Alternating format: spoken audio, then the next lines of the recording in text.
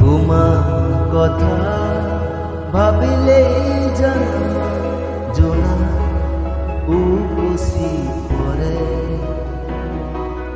বুকু হিপারে এহেজা গোলাপে রঙা রঙা কলি মেলে ছায়া হয়ে আহা এবার কাহিনী দিত কথা লাগে আহিবলে অপনত কামৰলে তোমাৰ কথা ভাবিলেই জানা জোনা উপচি পৰে বুকু হিপাৰে এহেজা গোলাপে ৰঙা ৰঙা